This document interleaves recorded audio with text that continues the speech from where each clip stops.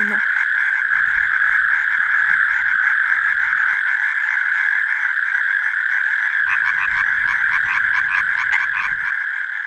Bienvenue dans ce tout nouvel épisode, on reprend enfin les tournages. Aujourd'hui je vous emmène dans un paysage qu'on n'a pas encore vu. Je suis au milieu des dunes dans la Manche et aujourd'hui on va découvrir un autre groupe d'amphibiens qu'on appelle les anours. Alors l'année dernière dans l'épisode 2 on a déjà parlé d'un groupe d'amphibiens, les urodèles, avec quelques espèces de tritons.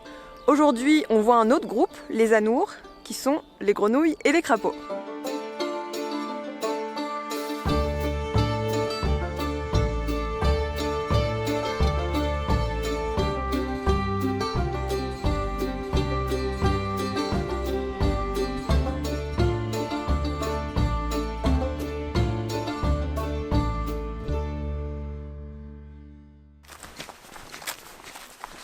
Je suis actuellement dans la Manche et vous commencez à connaître le principe des vidéos. Je ne suis pas toute seule. Aujourd'hui, je suis accompagnée de Michael. Je suis herpétologue, naturaliste spécialiste des amphibiens et reptiles et je travaille pour l'Union régionale des CPIE de Normandie, Centre permanent d'initiative pour l'environnement. Sous ce magnifique soleil normand, nous allons avec Michael se balader dans les dunes pour faire de la prospection amphibien, repérer quelques mares et puis on va surtout revenir ce soir et en fonction de ce qu'on va trouver, on va vous montrer quelques espèces. Et puis bien sûr on va vous parler un peu des anours, différentes grenouilles, crapauds et autres espèces un peu méconnues quand même, mais tout aussi intéressantes.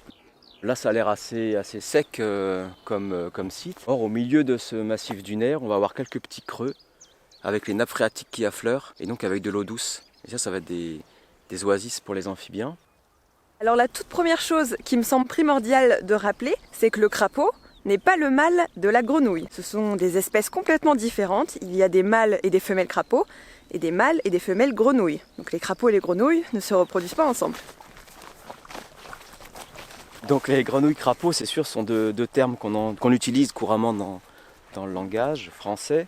En fait, ça n'a pas vraiment de signification scientifique. Alors les crapauds sont les anours qui ont plutôt la peau verruqueuse. Ils sont peut-être moins sauteurs et nageurs que les grenouilles. Et ils ont des glandes à venin derrière la tête. Mais alors ce qu'on entend souvent, c'est que oui, les crapauds sont terrestres, plus terrestres que les grenouilles, par exemple, qui seraient plus aquatiques. C'est pas vrai, en fait. On a des grenouilles qui sont très terrestres, comme la grenouille rousse, qui est une espèce qui va passer le plus clair de son temps à terre en fait. Donc c'est pas un bon critère. On nous dit parfois les crapauds sont plutôt marrons, puis les grenouilles plutôt vertes. C'est pas vrai non plus. On a des grenouilles qui sont brunes, comme la grenouille rousse ou la grenouille agile. Et puis on a des crapauds qui sont verts, comme le crapaud vert, le bien nommé. Donc ça c'est pas un bon critère non plus. Les critères les plus évidents pour moi, pour les crapauds, sont les glandes derrière la tête.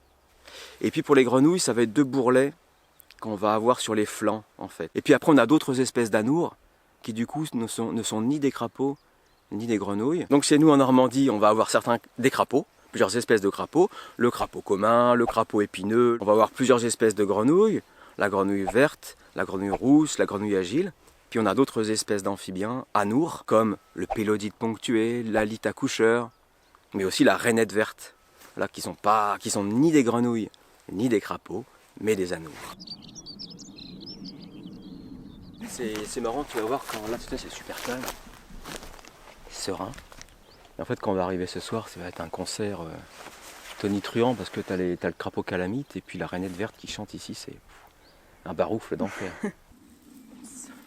Les anours vivent tout le temps dans l'eau ou est-ce qu'il y a une partie aquatique, une partie terrestre? Alors, comme les autres amphibiens, les anours retournent à l'eau chaque année au printemps. Donc, ils se dirigent vers les sites de reproduction. Ils s'accouplent généralement dans l'eau. Ils vont pondre des œufs dans l'eau. Le développement de l'embryon dans l'œuf va durer à peu près 3 semaines. Et puis au bout de 3 semaines, il y a un petit tétard qui va sortir de l'œuf. D'abord un petit tétard sans pattes, puis les pattes arrière vont pousser, ensuite les pattes avant. Pendant 3 mois, la métamorphose va durer.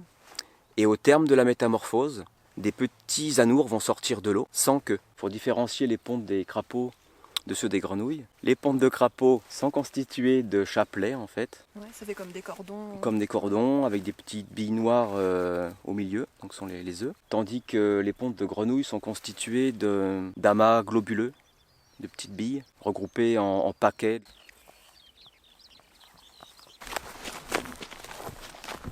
Est-ce qu'on est encore perdu? Non, pas encore. Là c'est facile, il y a la mer là-bas. C'est quand on se dirige dans ce sens-là que c'est plus difficile.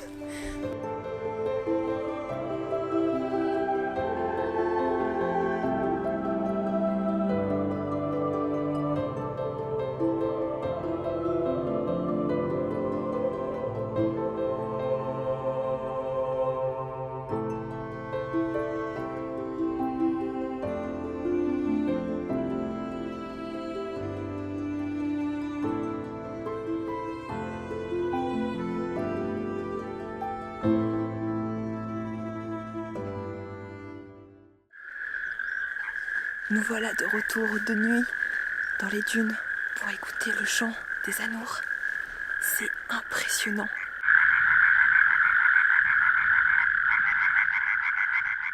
Là, le but, ça va être d'essayer de les voir chanter, de voir leur sac se gonfler.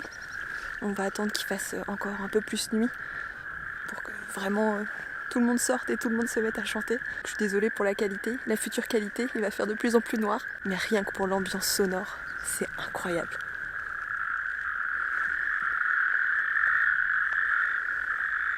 On va essayer d'aller les observer. Je sais pas pourquoi je chuchote, parce qu'elles s'en foutent en fait. Il s'est mis à pleuvoir aussi, sinon ce serait pas drôle.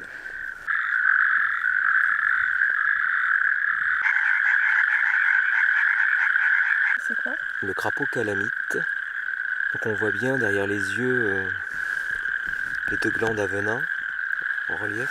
La peau assez verruqueuse, donc crapaud. Crapaud calamite a une ligne jaune sur le dos. Globalement, les amphibiens sont menacés, très menacés. Ça fait partie du groupe des vertébrés les plus menacés actuellement dans le monde et en France. Il y a plusieurs facteurs qui peuvent expliquer la régression des amphibiens. L'artificialisation des milieux naturels et des milieux agricoles, par l'urbanisation, la fragmentation par les routes, etc.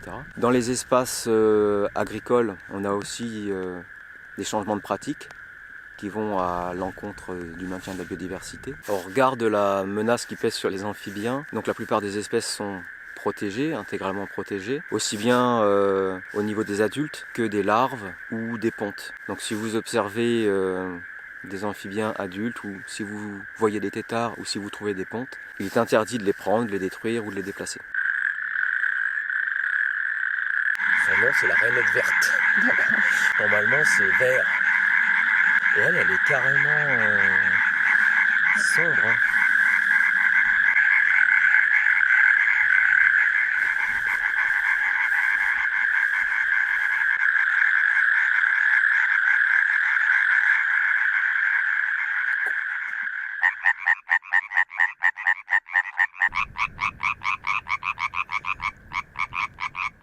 Qu'est-ce qu'on peut faire nous à notre échelle pour préserver les anours?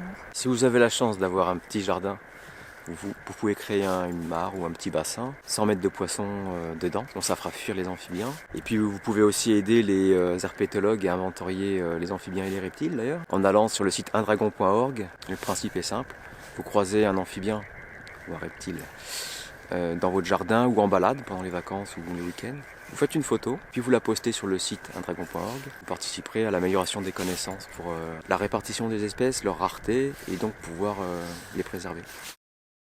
On se retrouve en plein jour après cette prospection de nuit incroyable. J'espère que cet épisode vous a plu. Comme d'habitude, on se retrouve dans les commentaires. Vos retours, c'est ce qui me fait le plus plaisir à chaque fois. C'est ma récompense. N'hésitez pas à me rejoindre sur Facebook, Instagram ou vous abonner sur YouTube si ce n'est pas déjà fait. On vient de dépasser les 11 000 personnes. C'est juste incroyable. Il y a des nouveaux épisodes avec des espèces très cool et très intéressantes qui arrivent. Donc n'hésitez pas à me rejoindre. Et je vous dis à très vite.